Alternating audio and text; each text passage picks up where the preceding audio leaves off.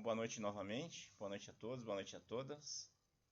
Hoje nós vamos dar prosseguimento ao conteúdo que nós estamos vendo agora de formas de Estado, que se refere à organização territorial do Estado, né, da dialética entre centralização e descentralização do poder político.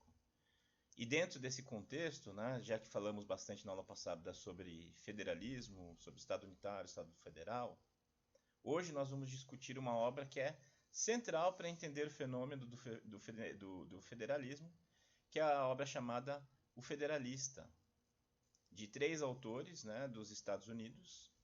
É uma obra que esteve no cerne da formação do país, da formação dos Estados Unidos da América, e desse instituto que nós conhecemos hoje como federalismo.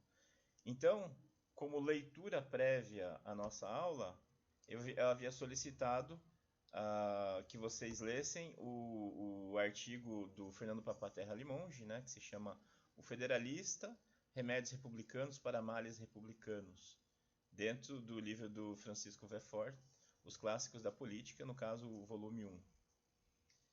Esse artigo relata bem como do que se trata a obra O Federalista, né? Então, o objetivo da aula de hoje é nós expandirmos um pouco o nosso conhecimento a respeito do federalismo discutindo essa obra. Por isso eu solicitei que vocês fizessem a leitura prévia e um fichamento dessa obra, né? Eu vi que teve uma entrega de fichamento já, e as entregas são para a semana que vem, né? Mas eu solicitei que vocês tivessem lido o artigo para hoje. Então, uma recapitulação do que nós vimos na semana passada. Existem em formas de Estado, basicamente hoje existem 2 formas, né? O Estado unitário e o Estado federal, que é aquele que adota o federalismo. No passado nós tivemos outras formas de organização territorial do Estado, né? A realização de colônias, a triangulação entre a colônia e a metrópole era uma forma de organização territorial do Estado. A existência de principados, estados satélites, protetorados, era também uma forma de organização territorial. O fenômeno da união pessoal e união real, quando um mesmo rei se tornava soberano, monarca de 2 reinos, era a união pessoal, vimos como exemplo a União Ibérica. A união real é quando 2 reinos se uniam e passavam a constituir um único Estado. No caso, o Reino Unido, né, quando se dá a fusão entre a Escócia e a Inglaterra, a partir do Ato de União de 1707, desaparecem 2 estados e se fundem em um só, né? Desaparecem os estados predecessores e surge um estado sucessor, que é o atual Reino Unido da Grã-Bretanha e Irlanda do Norte. Então essas são formas antigas, né? A confederação também é uma forma antiga de organização. No caso, como nós vimos, a confederação era uma união de estados soberanos que buscavam um objetivo comum, que podia ser militar, podia ser econômico, né? Integração. Hoje a gente chama de integração regional, era esse o objetivo à época, né? Mas hoje esses fenômenos que eu mencionei, essas formas históricas, estão em desuso, né? Em vez de confederação, existe o fenômeno dos blocos econômicos, como o Mercosul, como a União Europeia, que são situações muito diferentes. E hoje, então, nós vamos falar dessas formas antigas, vamos voltar a falar sobre a confederação, para entender como uma confederação deu origem à primeira federação, e dali surgiu a ideia, né, a concepção do federalismo que se difundiu para diversos países. Nas formas de Estado, então, o Estado atualmente existente, nós temos o Estado unitário, o Estado federal. Temos a situação da Espanha, que é um caso peculiar e particular. A Espanha, que adota a forma que nós chamamos de Estado autonômico, né? O Estado autonômico espanhol, que não é nem federal nem unitário. Nem federal nem unitário. É um terceiro tipo. E também existe o Estado regional, mas que alguns autores, como Dall'Ari, colocam como uma subclassificação do Estado unitário.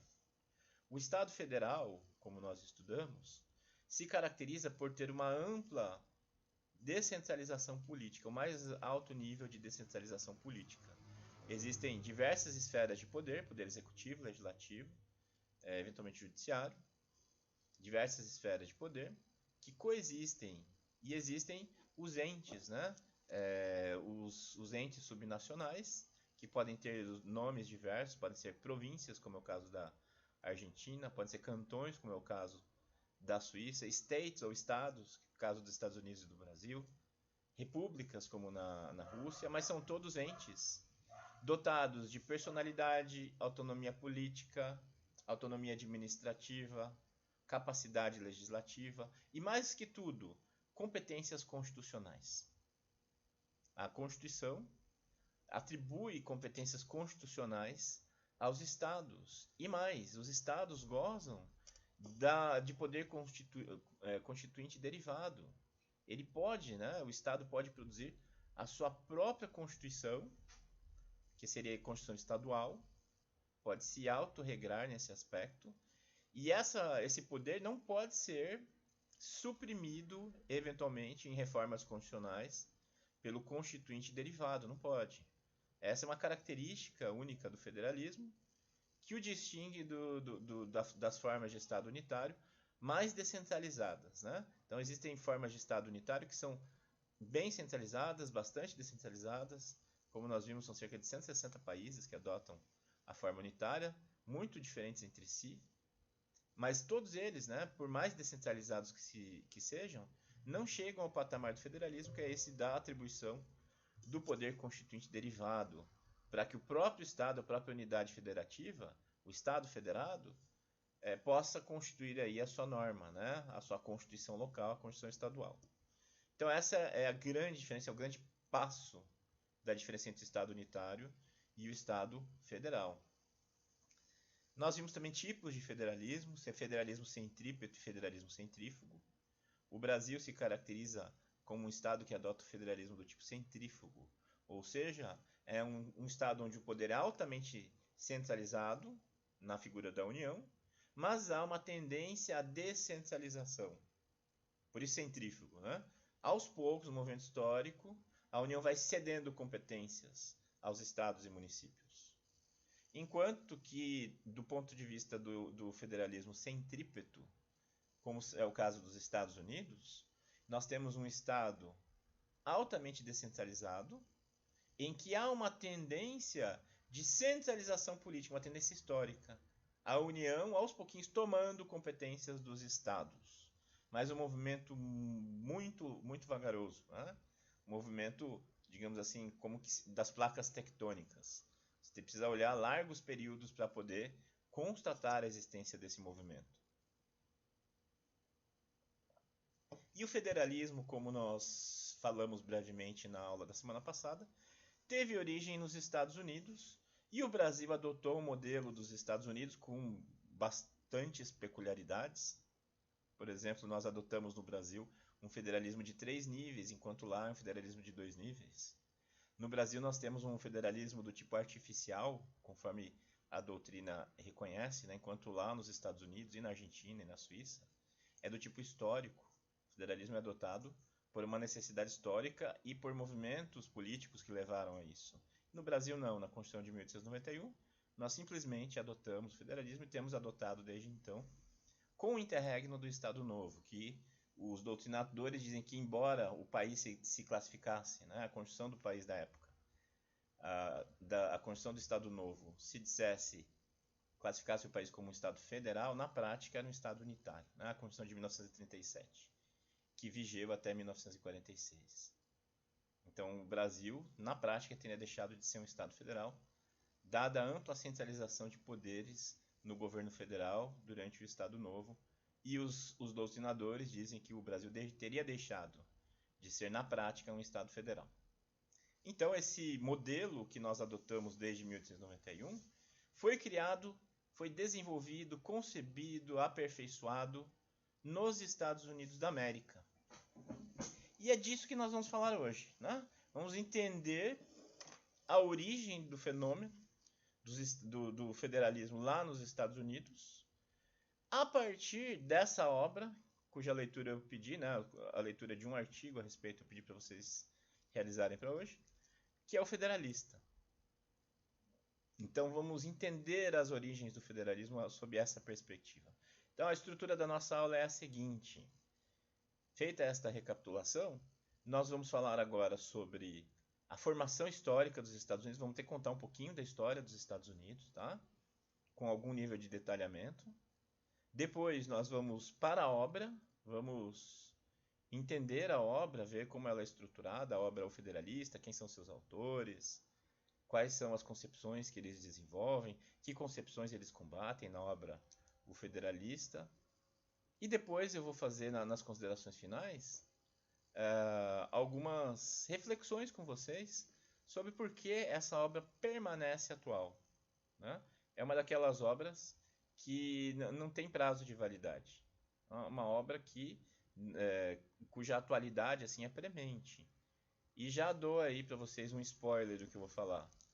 No processo de impeachment em 2016, durante a instauração do comitê de inquérito na Câmara dos Deputados, né, do comitê de impeachment na Câmara dos Deputados, a questão do federalista, do tipo de federalismo que nós adotamos, foi bastante discutida lá na comissão.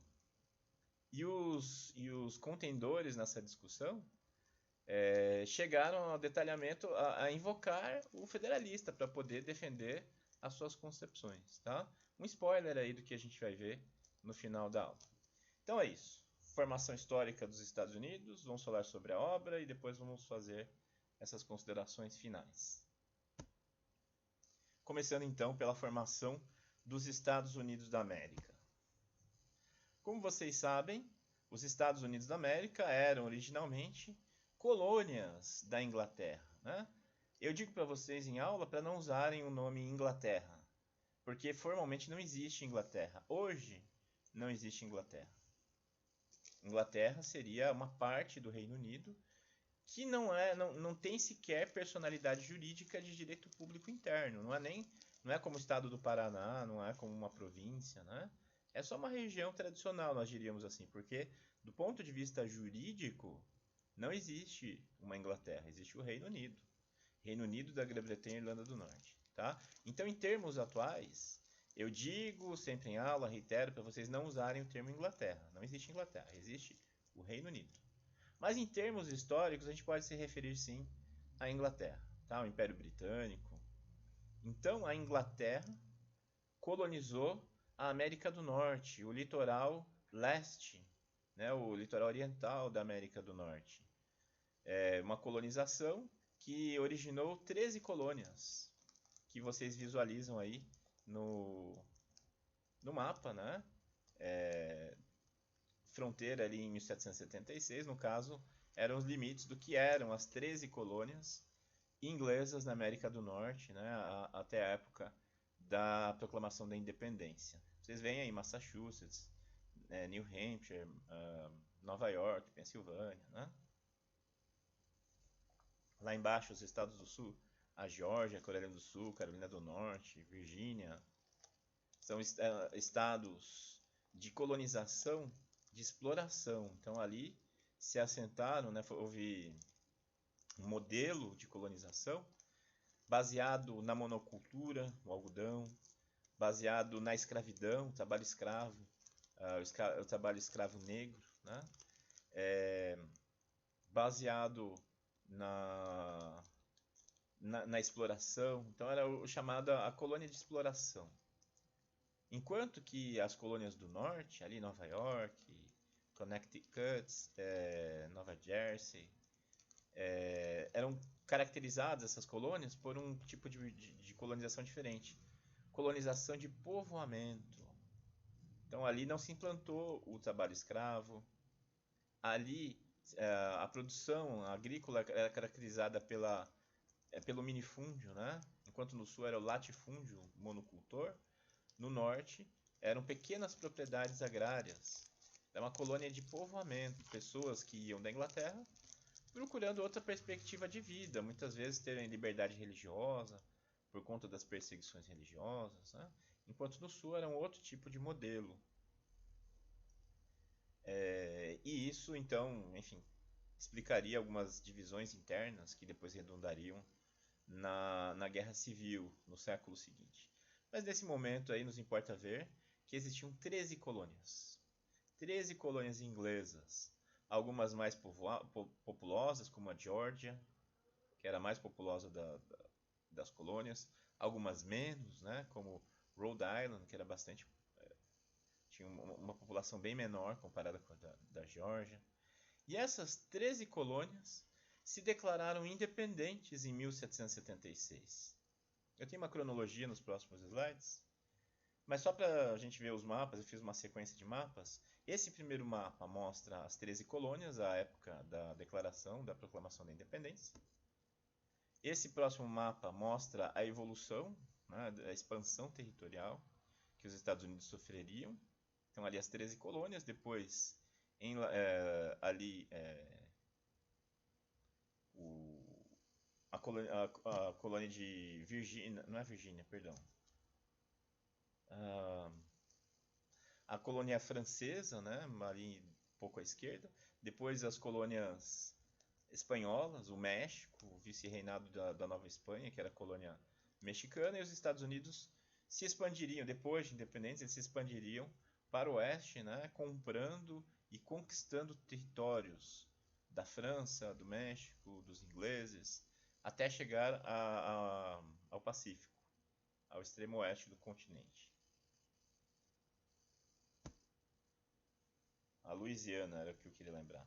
Então essa região aí em roxo era a Louisiana, colônia francesa. Então aí vocês podem ver que os Estados Unidos foram se expandindo. Aí tem nesse mapa, ó, sintetiza a expansão territorial. Então ali da direita para a esquerda, as antigas 13 colônias, a Flórida que foi comprada da Espanha, depois um território adquirido pelo Tratado de Versalhes, né, adquirido em face da França. A Louisiana foi comprada da França. O Texas foi anexado em 1845. É um pouquinho mais complexo que isso, né? Então havia muitos cidadãos dos Estados Unidos aí que era território mexicano. Daí eles declararam a independência do Texas, virou a República do Texas, que ficou independente só por 2 anos, e depois de 2 anos eles pediram para integrar a federação. E o Texas ingressou nos Estados Unidos como um estado da federação. Depois a Califórnia e o Novo México, né, que foram conquistados no México, e o Oregon, que foi cedido pela Inglaterra, e também lá para cima o Alasca, que foi comprado da Rússia. Rússia que estava ali, o Alasca, né, representado abaixo no mapa. O Alasca, que era uma região de ocupação dos russos, e os russos estavam na iminência para perder essa região para a Inglaterra. Então, entre perder para a Inglaterra e vender para os Estados Unidos, eles passaram a perna nos ingleses e venderam o Alasca, né? O Havaí, o 50º estado dos Estados Unidos, era um reino independente até que os Estados Unidos o ocuparam e o anexaram. Então, hoje, essa é a conformação territorial do país. São 50 estados, né?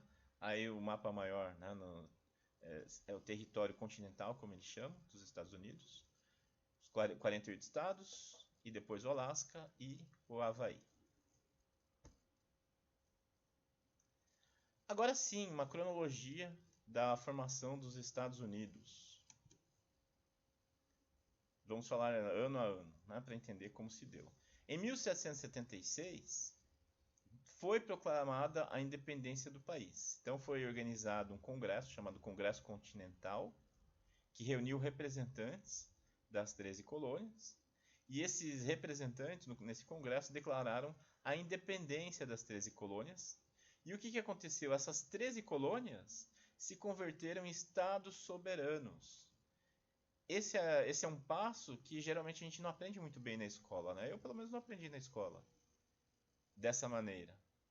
As 13 colônias viraram 13 países.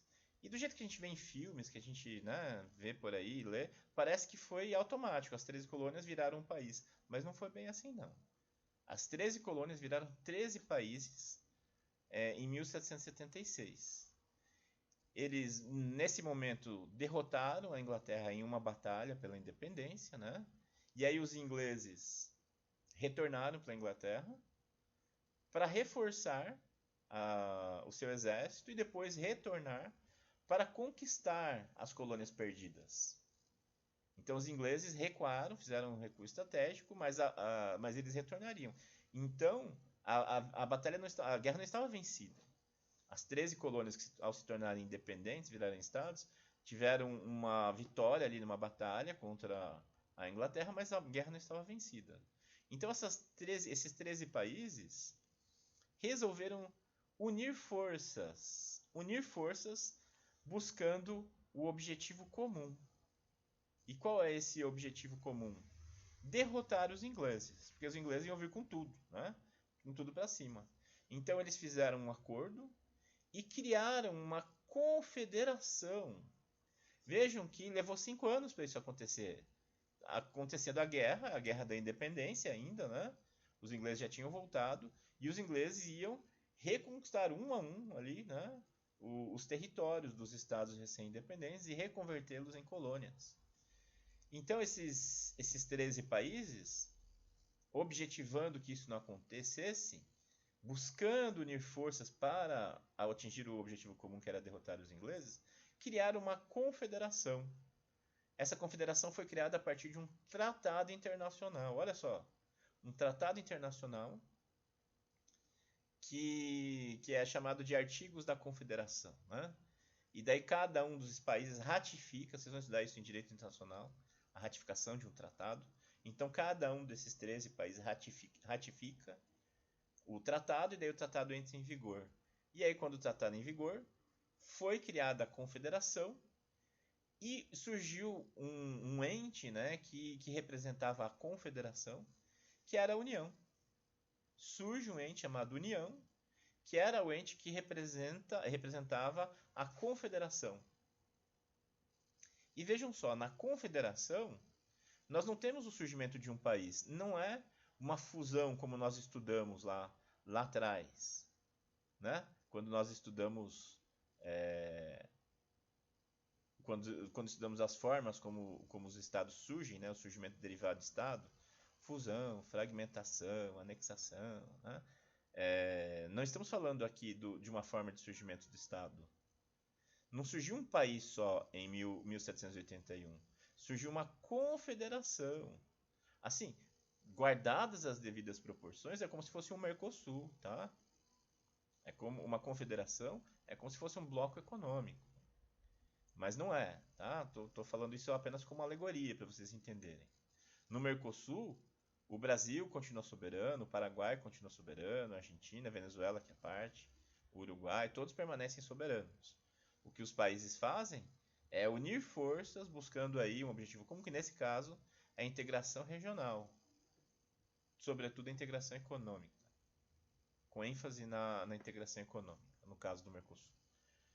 Então, o Mercosul é como se fosse, né, uma confederação. Não é, porque é muito diferente. Mas só para vocês entenderem. No Mercosul, o Brasil continua soberano. Ali em 1781, quando surgiu a confederação, não surgiu um país.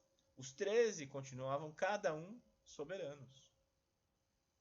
Cada um podia se desligar da confederação. Não tinha surgido um país. Surgiu uma confederação representada por um ente chamado União.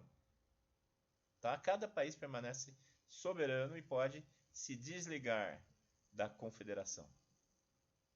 Então surge a União como um ente confederativo que se relaciona com os estados, não diretamente com os cidadãos. A União, então, ela coordena a atuação dos estados. Ela não vai criar leis que vão valer para os cidadãos dos estados. Tá? Ali na confederação, eles criam uma forma de organização coletiva, permanecendo cada um, né, soberano, independente, uma forma de organização coletiva, e busca ali a coordenação dos esforços. É isso. Então essa coordenação se dá entre a União e os estados, os países, né? Cada um dos 13 países. Não com cidadãos. A União não cria normas que vão valer para os cidadãos. A União cria normas que os estados vão implementar para os seus cidadãos. Entenderam aí a lógica da confederação? Como era nesse surgimento?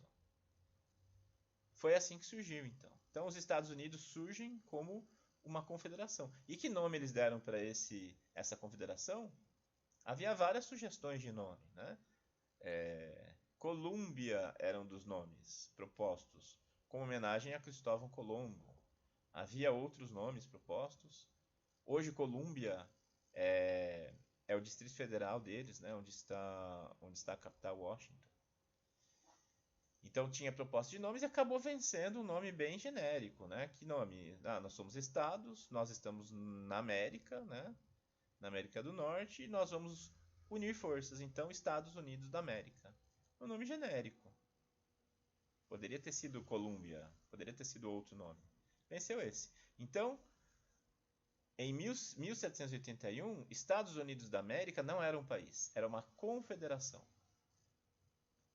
E aí continua a guerra, eles unem forças, né? Adquirem armamentos da França. A França era inimigo da Inglaterra, apoiou a independência dos Estados Unidos, a guerra de independência. E em 1783 a guerra termina. Os antigos colonos derrotaram os colonizadores, os antigos colonizadores. Os ingleses foram expulsos. Derrotados, expulsos e reconheceram a derrota. E os Estados Unidos, então, como confederação, né, passa a atuar. E os 13 países soberanos passam a ser reconhecidos como tais, né, como Estados soberanos. Nesse momento, eles poderiam ter extinguido a confederação. Afinal, o objetivo já tinha sido alcançado, né? Para que continuar com a confederação? Já derrotamos os ingleses. Só que os 13 países resolveram continuar com o processo. Hoje nós chamamos de processo de integração regional.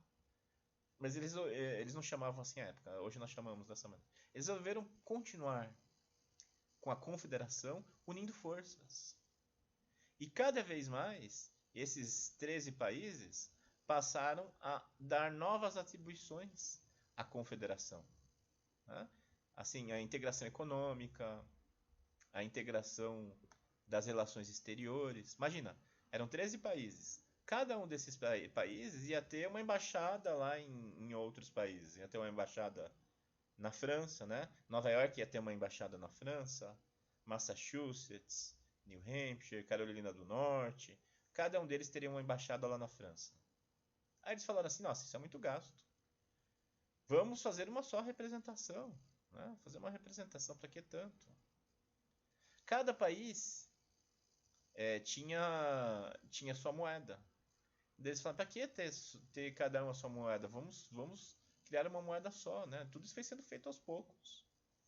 E aí eles criaram o dólar, né? Uma moeda só para os 13 países. Então, aos pouquinhos, eles foram unindo políticas. Né? Eles mantiveram o exército, era o exército da confederação, eles mantiveram. Então, em vez de cada um ter um exército, a confederação tinha um exército. Eles podiam ter desmantelado isso, mas resolveram manter. Ou seja, eles não só não desfizeram a confederação, como foram aprofundando o processo de integração e de centralização política. Eles foram aprofundando. Até que, em 1787, na Convenção da Filadélfia, uma coisa muda. Eles chegaram num momento que a confederação estava se mostrando insuficiente para certos problemas e os representantes queriam encontrar uma solução para esses problemas. A confederação já não tinha recursos para pagar suas dívidas. A confederação tinha dívida externa, dívidas com inimigos da Inglaterra, a Holanda e a França, que ajudaram no esforço de guerra dos antigos colonos aí, né? E a confederação não estava conseguindo pagar, não conseguia pagar os salários dos antigos combatentes, né?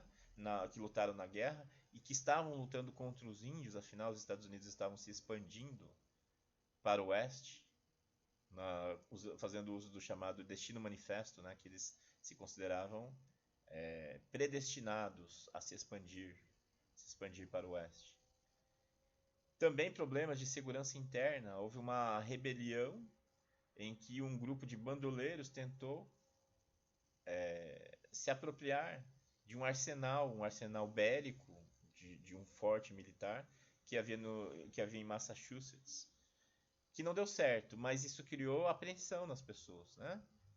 Porque mostrava que a confederação não estava conseguindo dar conta de manter a segurança interna.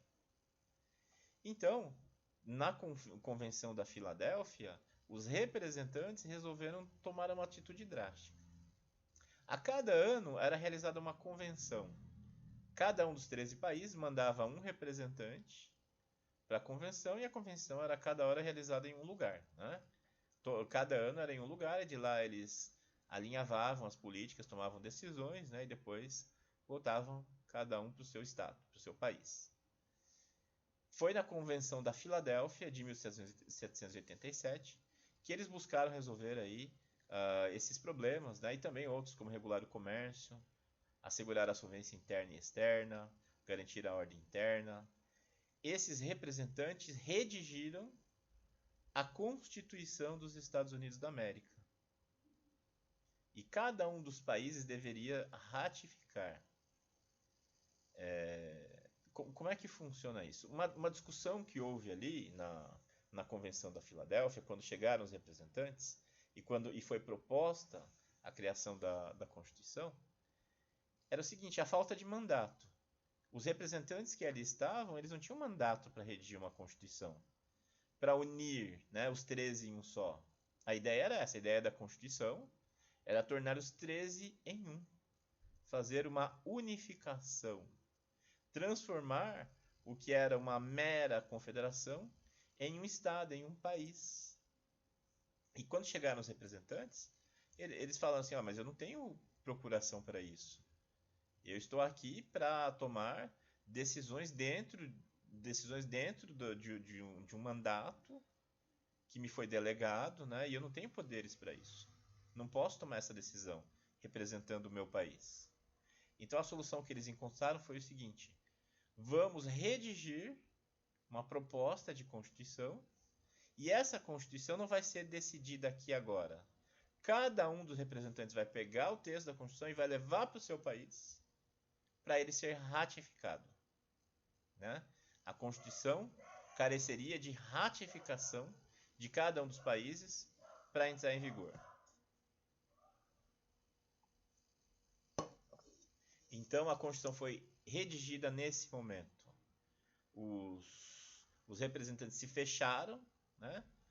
Se trancaram lá para redigir, discutiram amplamente, foram amplos os debates na redação da Constituição até que saísse o texto. Né? Saído o texto, cada um dos representantes levou esse texto para o seu país para ser ratificado.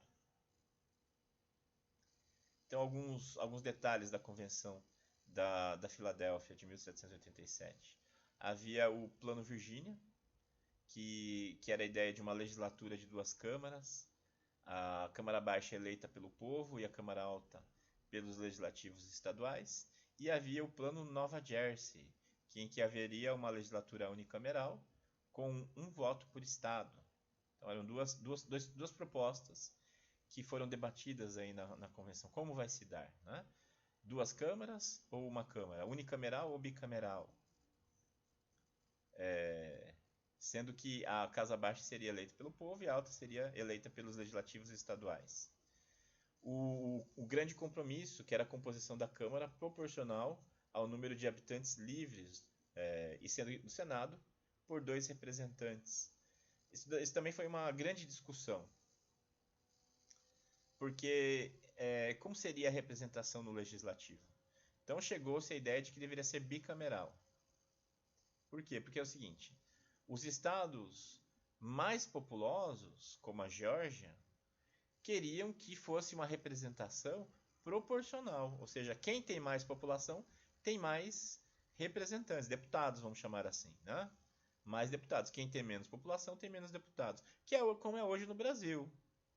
Os estados mais populosos têm mais deputados, os estados menos populosos têm menos deputados.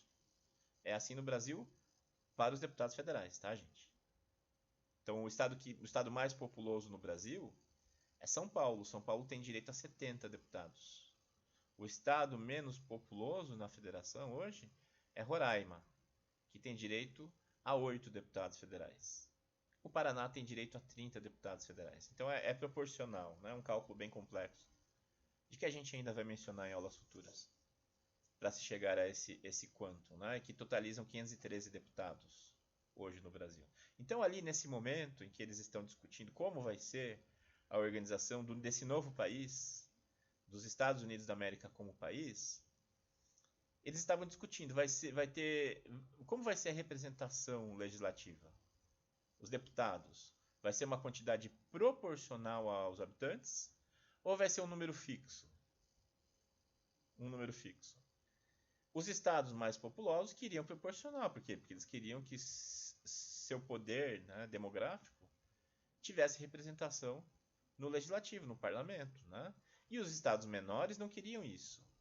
Os estados pequenininhos, como Nova Jersey, eles temiam ficar sob a ditadura dos estados maiores, não ter nenhum poder decisório.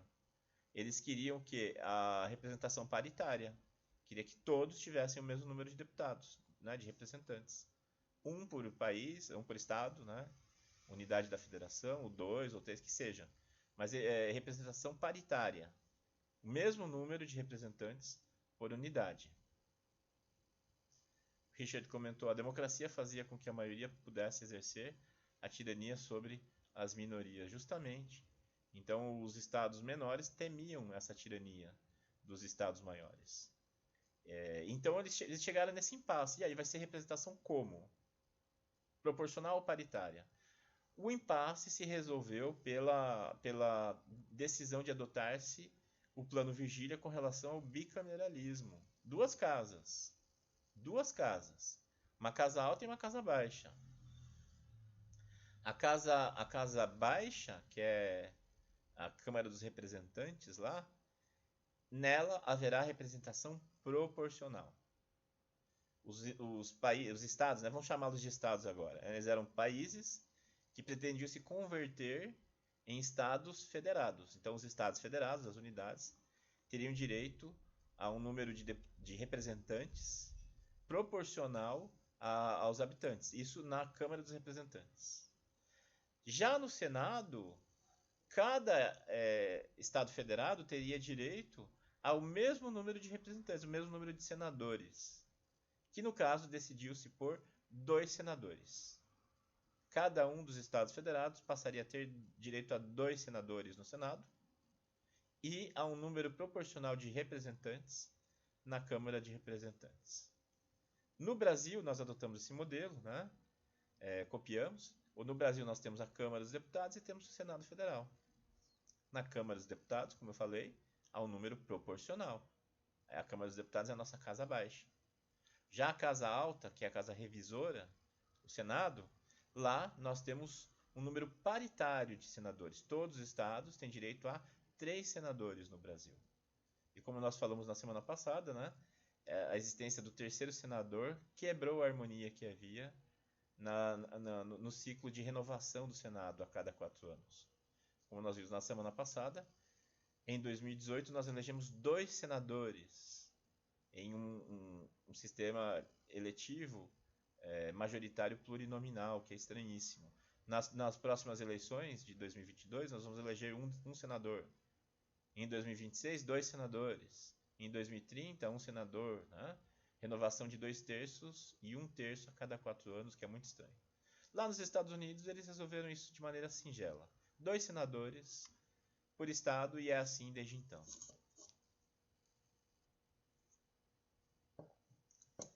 Então foi feito assim, né? O grande compromisso, que determinou que a Câmara de Representantes, terá representação proporcional ao número de habitantes livres, né? Olha a malandragem aí, né? E no Senado, 2 representantes. Não houve uma ampla discussão sobre a escravatura, a escravidão nos Estados Unidos. Não se esqueçam que os estados do Sul adotavam lá uma política de escravidão, uma política econômica baseada na escravidão. E os estados do Norte não, os estados do Norte não adotavam a escravidão. Então eles resolveram, os constituintes ali na Convenção da Filadélfia, eles resolveram não entrar nesse mérito. Resolveram deixar a questão silente, não falar nada na Constituição. Porque se eles resolvessem tomar uma decisão, colocar assim, a partir de hoje a escravidão está abolida. Vocês acham que os estados do Sul adeririam a esse novo país? O representante da Geórgia levaria a Constituição embaixo do braço para ser ratificada, sendo que essa Constituição proibiria a escravidão, você acha que seria aprovada? Não seria, óbvio, né? Então, os constituintes, nesse momento, de maneira justificada ou injustificada, historicamente a gente tem que contextualizar, resolveram não tratar da escravidão. Né? A Constituição é silente contra a escravidão, ela não proíbe. Por quê? Porque se proibisse, não existiria país. É isso. E essa foi uma questão que não foi resolvida ali, levou 100 anos para haver a guerra civil dos Estados Unidos, em que finalmente se decidiu pela proibição dos Estados Unidos. É necessária uma guerra fratricida no país para que essa questão se resolvesse. Né? Então é por isso que a Constituição dos Estados Unidos não menciona a questão da escravidão. E o compromisso dos 3/5, olha só que coisinha curiosa. Proporção da população de escravos a ser considerada tanto na repartição dos fundos recolhidos por impostos, quanto na repartição dos membros da Câmara. Né? 3/5, ou seja, a cada tantos escravos, tantos deputados. Embora os escravos obviamente não votassem, isso se refletia na demografia, e esses estados escravistas queriam que esse contingente de escravos se refletisse na quantidade de representantes que aquele estado tinha. Né? Então foi adotado assim nesse momento. E 2 anos depois, seria feita uma complementação à Constituição com a Carta de Direitos, né? O Bill of Rights. Tem um Bill of Rights da Inglaterra, que é depois da Revolução Francesa, de 1688. E nós temos o Bill of Rights dos Estados Unidos, também chamado pela nossa doutrina de Carta de Direitos, 100 anos depois, 1789, que estabelece normas que hoje nós chamamos de normas de direitos humanos ou direitos fundamentais, que certamente vai ser tema de aula de direitos humanos no futuro de vocês. Tá? Então reservem aí esse tema a ser tratado oportunamente em outra disciplina, com outros professores sobre esse tema. Então é isso que se discutiu. E por fim, né, antes da gente tocar o barco aqui, a Constituição resultante teve um texto bem sucinto, gente. 8 artigos. 8 artigos no texto da Constituição. Uma Constituição bem sucinta. E com a ideia de que ela tratasse apenas do básico mesmo, e que a União que representava uma confederação nesse momento, né, a União passasse a centralizar algumas poucas competências, mas a maior parte das competências continuaria com os Estados Federados. Né? Então, eles não criaram uma Constituição cheia de detalhes, com regulações e tal. Por quê? Porque isso seria um óbice para a unificação. Criaram uma coisa bem singela, bem sucinta. 8 artigos da Constituição, até para ela poder ser aprovada, compreendida e aprovada. Em contraste com a nossa Constituição, a Constituição brasileira de 88, a atual, tem 250 artigos, mais 100 artigos de atos transitórios. 350 dispositivos constitucionais, gente. Pensa, olha só. E se chega a um nível de detalhamento enorme em questões tributárias, de questões econômico-financeiras, que volta e meia precisam ser revistas. Ou seja, nós temos uma Constituição detalhada que toda hora precisa ser alterada. Nós já passamos, eu me perdi já, não tenho mais acompanhado, mas já passamos de 80 emendas constitucionais no Brasil, acho que bem mais do que isso, estou desatualizado mesmo. Lá nos Estados Unidos, desde a criação da Constituição, né, desde 1787, eles só têm 30 e poucas emendas. Pensa, gente, 200 e poucos anos, 200 e tantos anos, 200 e quantos aí? 233 anos, é isso? Se não estou enganado. De Constituição ele só tem 30 e poucas emendas, pensa. E a nossa Constituição, que é de 88, muito mais jovem, já tem mais de 80 emendas. Né? Olha o contraste. Por quê? Porque a nossa Constituição é detalhada e precisa ser mudada toda hora. A Constituição deles é simples, é singela. E esse era o objetivo mesmo. Porque lá no federalismo do tipo centrípeto, o governo central tem poucas competências. Quem tem mais competências são os estados. Né? Como a gente viu e reiterou agora há pouco. É isso, a Constituição não detalha. A maior parte das competências é dos estados mesmo. Aqui no Brasil é o contrário.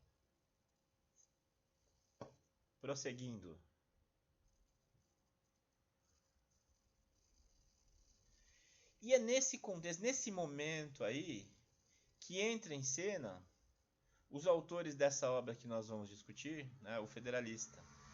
Os três autores, é esse o momento.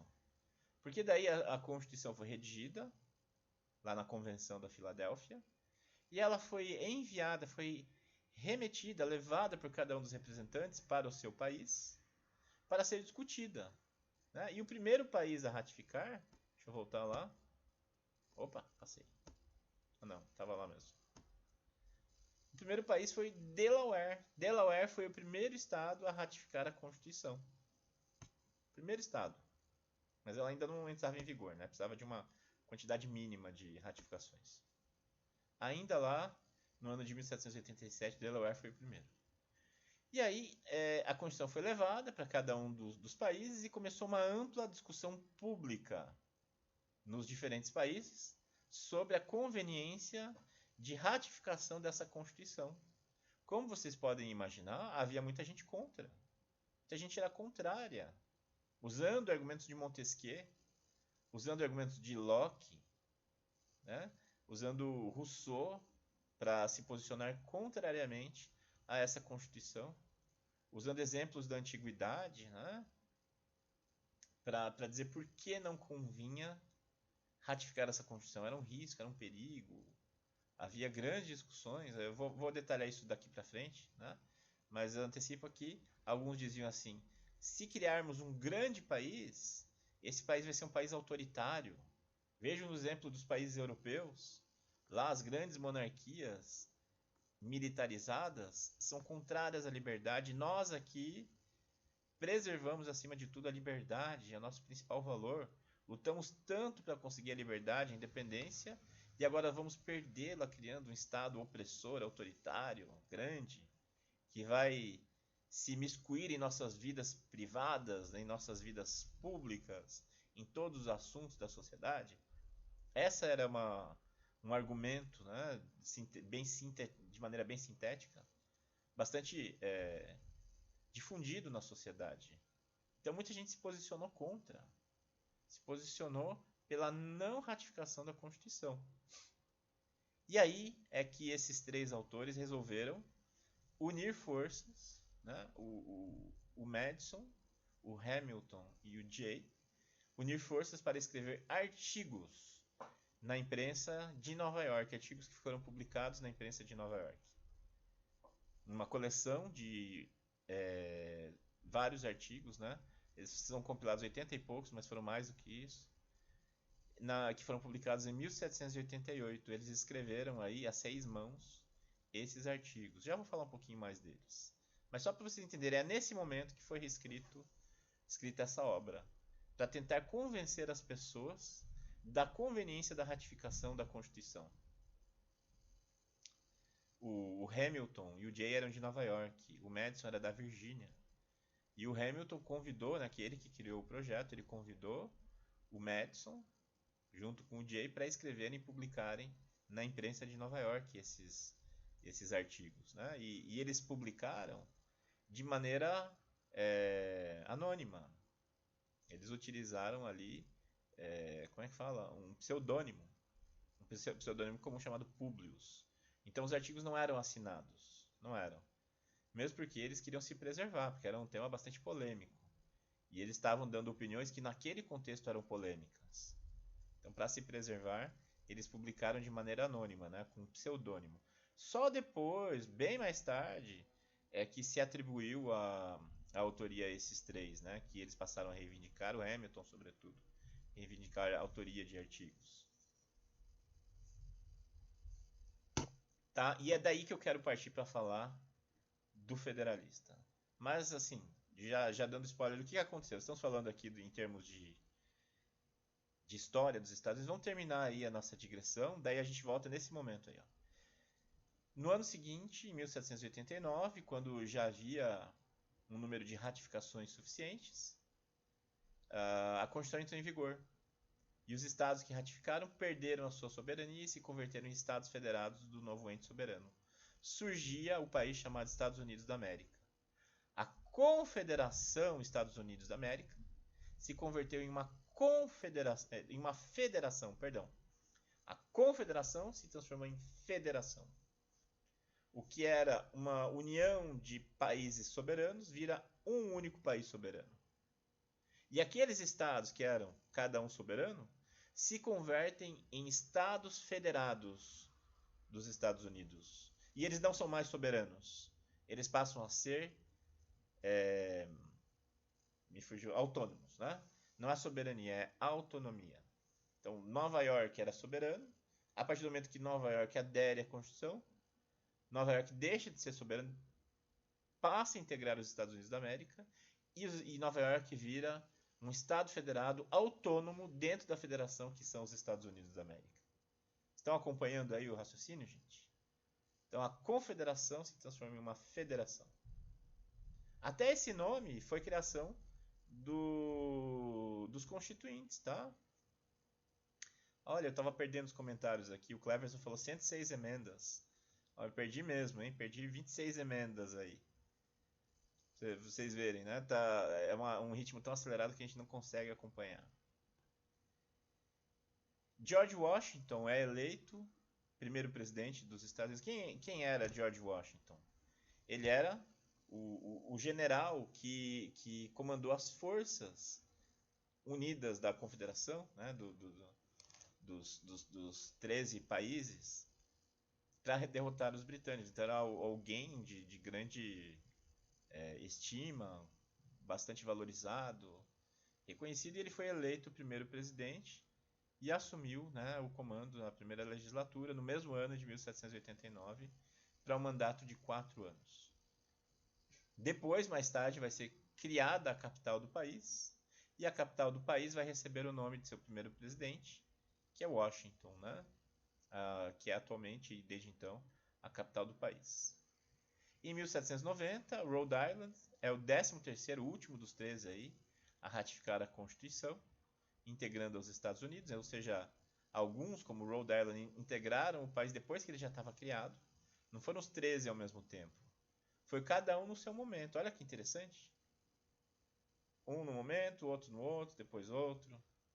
Então eles se integraram aos Estados Unidos, cada um no seu momento. E outros territórios, tá faltando essa aí, serão incorporados como Estados Federados a partir de então. E em 1791, a Carta de Direitos dos Estados Unidos, que eu já havia antecipado. Inclusive, se vocês olharem, alguns mapas têm numeração de estados.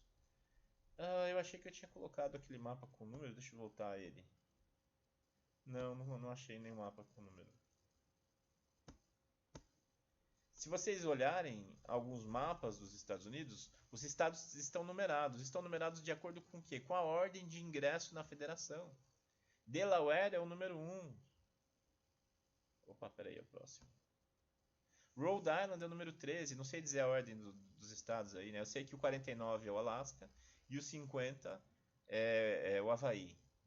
E por que esses números? Porque é a ordem de ingresso na federação, né?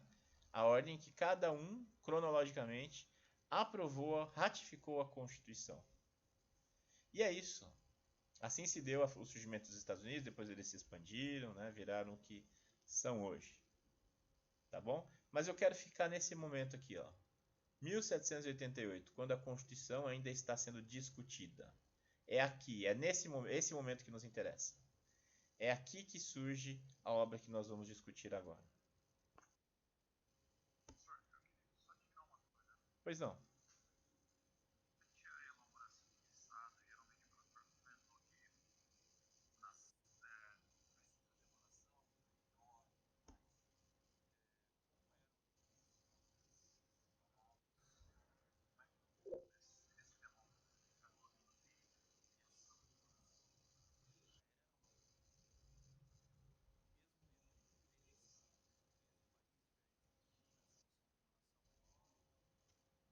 Uhum.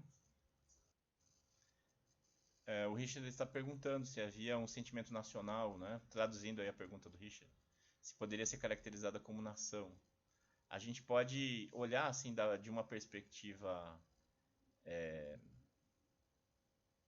anacrônica, né? Olhando para trás, à luz do que nós percebemos hoje. E os analistas, os estudiosos, cientistas políticos que analisaram essa questão, consideram que ali era um povo que tinha as mesmas características, né? Desconsiderando ali, claro, os escravos, desconsiderando os indígenas que nesse momento não eram integrados à sociedade, era uma sociedade bastante coesa em termos de língua, uma mesma língua. Em termos de origem, eles eram de base inglesa, mas migrações europeias várias, né, que vinham de regiões germânicas, que vinham da Irlanda, vinham da França, né, mas eram todos assim de uma base étnica branca europeia, em contraste ali com os indígenas nativos, em contraste com os africanos escravizados. Então nós podemos dizer sobre essa perspectiva que havia sim uma grande coesão entre eles, e isso seria o substrato que daria origem a uma nação. Por isso, se costuma dizer que esse processo de surgimento dos Estados Unidos teria sido uma unificação, porque seria um mesmo povo. Né? Havia uma grande unidade, uma unidade linguística, uma unidade de costume, por mais diverso que seja, prevalecia a unidade. Né? Então, por isso se considera que o surgimento dos Estados Unidos ocorre como uma unificação, unificação de povos, né, que tinham uma grande unidade ali. Se era uma nação coesa em termos europeus, certamente que não, mas sim havia esse substrato em comum. Aqui um comentário do Benjamin Franklin. Há várias partes desta Constituição que não aprovo agora, mas não estou seguro que nunca as aprovarei. Duvido também se alguma outra Constituição que pudéssemos conseguir fosse capaz de fazer uma Constituição melhor. Portanto, surpreende-me, Senhor, encontrar um sistema que se aproxima tanto da perfeição como este, e creio que isso surpreenderá os nossos inimigos. O Benjamin Franklin não participou da Convenção da Filadélfia. Ele estava na Europa e quando ele retornou a Constituição já estava em pleno vapor. Então aí é o comentário dele, né, sobre esse grande trabalho realizado pelos constituintes, que os estadunidenses hoje chamam de pais fundadores. Né? Esse trabalho que foi feito aí na Filadélfia. E aqui uma cronologia dos primeiros presidentes. O primeiro presidente foi o George Washington. Ele teve dois mandatos de 4 anos, de 1789 a 1797. Ele se retirou voluntariamente da vida pública depois de 2 mandatos, dizendo que 2 mandatos eram suficientes para mostrar que veio, né, para que alguém mostrasse serviço suficiente. Aí depois dele foi o John Adams, que teve 1 mandato só, não conseguiu se reeleger. Aí o Thomas Jefferson teve 2 mandatos. E o James Madison, o 4º presidente, que teve 2 mandatos. E o James Madison é um dos autores do Federalista. Ele foi o 4º presidente dos Estados Unidos. E eu quero comentar um aspecto, né, já que estamos falando desses primeiros presidentes. O Washington, ele teve 2 mandatos. Então ele foi eleito lá quando entrou em vigor a Constituição. E ele exerceu seu mandato de 4 anos. E quando estava no fim, já havia previsão da eleição, né, de um novo período eleitoral para eleger o novo presidente. Ele se candidatou à reeleição e foi reeleito. Aí, quando estava se aproximando do fim do seu 2º mandato, os seus correligionários queriam que ele concorresse a um 3º mandato. Mas ele disse que não, ele disse que 2 mandatos eram suficientes para que um governo mostrasse serviço, mostrasse que veio. Um governante, né, teria tido tempo suficiente para mostrar seu serviço. E ele se retirou voluntariamente da vida pública. Ele foi cuidar da sua fazenda. Né? Ele sumiu da vida pública nos Estados Unidos depois de 2 mandatos. E aí foi criado o costume que passou a ser seguido pela comunidade política nos anos seguintes. Então o Adams teve 1 mandato só, não conseguiu se reeleger. O Thomas Jefferson teve 2 mandatos, mas não se candidatou a um 3º. Veja só, gente, não é que a Constituição proibisse, a Constituição era silente, a Constituição não falava nada. Não havia nenhuma lei que proibisse ter um 3º mandato. Mas aí esses presidentes subsequentes foram seguindo o exemplo do Washington. O Madison teve 2 mandatos e se retirou. Né? E em geral eles se retiravam da vida pública. E assim continuou, como um costume. Isso é algo que a gente estuda quando vemos características do sistema de common law, o sistema anglo-saxônico, a prevalência que os costumes têm nesse sistema, a prevalência dos costumes junto com a jurisprudência. E veja um exemplo muito claro de costume com consequências políticas bastante significativas nessa sociedade. Os presidentes não se candidatavam ao terceiro mandato não porque fosse proibido, mas porque havia o costume de não se candidatar a um terceiro. Eu acho isso fantástico. Não sei você, gente, mas eu acho isso fantástico. É o jeito que eles estabeleceram um sistema regido pelo costume é muito bacana. Esse sistema funcionou. Se vocês olharem lá na Wikipédia a lista de presidentes dos Estados Unidos, vocês vão ver que esse sistema foi respeitado durante todo o século XIX até a metade do século XX. Sempre, no máximo, 2 mandatos. Você nunca vai encontrar lá um presidente com mais do que 2 mandatos. Esse sistema só foi quebrado com o 32º presidente, com Franklin Delano Roosevelt, que teve 4 mandatos. Né? Mas também isso tem uma justificativa histórica. Então, o Roosevelt foi eleito bem no período do entre-guerras, depois, sob o impacto da quebra, do crash da Bolsa de Nova York, um período de recessão econômica, e ele implantou um plano econômico que deu certo e ajudou o país a superar a recessão. Então, ele, como democrata, né, conseguiu superar ali um problema que os republicanos não tinham conseguido resolver, os governos republicanos, aplicando medidas econômicas como a contratação de pessoas para tampar buracos, né? Fazer buracos e tampar buracos. É uma maneira, né, de contratar pessoas com baixa formação, né, trabalhos pouco técnicos e com uma remuneração baixa, mas ampliando aí o emprego, o nível de emprego. Então foi uma solução aí, dentre as várias, né, sendo bem simplista, que o Franklin Roosevelt encontrou e que o tornou bastante popular, tanto é que ele foi eleito a um segundo mandato. Então o primeiro mandato foi de 33 a 37, e aí ele foi eleito para um segundo mandato em 1937, quando eclode a Segunda Guerra Mundial. E os Estados Unidos, naquele momento, né, não participando da guerra, dando apoio ao Reino Unido, mas não participando da guerra, né, como combatente, até que, depois de afundamentos de navios dos Estados Unidos, o Roosevelt decide entrar na guerra, declara a guerra aos países do eixo, à Alemanha, ao Japão, né, a Itália e os demais países, sobretudo depois do bombardeio de Pearl Harbor pelo Japão, em 7 de dezembro de 1941, se não me engano. Então o país entra em guerra e há um consenso na classe política de que convinha mantê-lo no governo, né? Permitir que ele concorresse a um terceiro mandato, como líder do país, da nação, como eles chamam, né? Como representante. Ele já tinha começado a briga, ele era uma pessoa forte, tinha prestígio e era considerada a pessoa ideal para conduzir os esforços de guerra do país. Pelo seu prestígio, pela sua liderança, por ser um homem de Estado, né? A altura do desafio que ele tinha pela frente. Então, com esse consenso na classe política, ele se candidatou a um terceiro mandato e foi eleito ao terceiro mandato, que foi de 41 a 45. Quando ele concorreu a um quarto mandato, ainda não tinha acabado a Segunda Guerra, já estava acabando, mas ainda não tinha. Ele concorreu e foi eleito a um quarto mandato. Só que ele morreu pouco depois, ele morreu, se não me engano, em abril de 45. Ele ficou só 2 meses desse quarto mandato.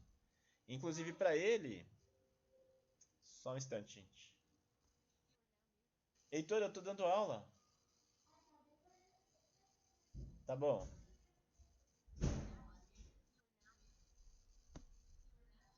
Oi, desculpem. Então, os Estados Unidos aí passaram sob o comando do Franklin Roosevelt, derrotaram eles, derrotaram a Alemanha, derrotaram o Japão, né? E o Roosevelt morreu no finalzinho da Segunda Guerra Mundial. Tanto é que as bombas de Hiroshima e Nagasaki que levaram à derrota do Japão foram disparadas pelo sucessor dele, que era o vice-presidente que assumiu o mandato, né, o Truman. Então o Truman é que deu a ordem para o bombardeio de Hiroshima e Nagasaki, não o Roosevelt. E para ele foi um esforço. Para o Roosevelt, no finalzinho da idade, no finalzinho da vida dele, já tinha idade avançada, ele já não andava mais, era só de cadeira de roda. Ele teve que encontrar o Stalin, o Churchill de cadeira de roda, né? Ele queria mais aproveitar o resto da vida que ele tinha, né? Mas ele se dedicou aí para liderar o país nesse esforço de guerra. Então, no contexto do Roosevelt, nós tivemos essa quebra do costume de só 2 mandatos. O Roosevelt foi o único presidente do país a ter sido eleito para 4º mandato, sendo que o último ele só governou por 2 meses e morreu. E depois dessa experiência, aí sim foi feita uma emenda, a 22ª emenda, em 1951, que proibiu que os presidentes do país fossem eleitos para mais de 2 mandatos. Então eu diria assim, hoje existe uma norma que proíbe isso, tá? Mas até então não existia essa norma. Até então era costume. Um presidente não podia ter mais do que 2 mandatos devido aos costumes. Aí quando veio a exceção do Roosevelt, é que eles resolveram criar uma emenda à Constituição. Esse é um bom exemplo para entender o funcionamento do sistema de common law, o sistema anglo-saxônico. Enquanto um costume está valendo, enquanto um costume surte efeitos, eles pensam, para que criar uma lei? Né? Para que eu vou regrar algo que já funciona? É como eles pensam. O costume já resolve isso. A partir do momento que o costume se torna insuficiente e não há resposta adequada da jurisprudência, aí é que eles criam a lei. Né? É uma maneira completamente diferente da nossa de se pensar o direito. Aqui, para nós vemos a lei como se fosse um emético, né? Para todos os problemas. Ah, tem um problema, como a gente vai resolver esse problema? Vamos criar uma lei. É assim que a gente pensa, né? Esse nosso raciocínio é típico do sistema de civil law, sistema romano-germânico. A lei é a principal fonte do direito. Tem um problema, vamos criar uma lei. No sistema anglo-saxônico, eles pensam assim: tem um problema? O costume resolve? Não resolve? A jurisprudência, os juízes resolvem? Então não precisa criar lei. Só se a jurisprudência e os costumes não resolverem, é que aí sim é criada a lei. Tá? E esse é um bom exemplo. O costume funcionou a partir do momento que ele foi quebrado, por motivos X, Y, Z. Aí sim eles resolveram criar a lei. No caso, uma emenda à Constituição que proibia a segunda reeleição. Tá? Turma, eu vou fazer pausa agora. Nosso intervalo, mas eu vou fazer um intervalo curto, tá? De 15 minutos para eu tomar uma água aqui. E aí daqui a 15 minutos a gente começa, tá bom? Pode ser? Intervalo agora, daí depois segunda metade da aula.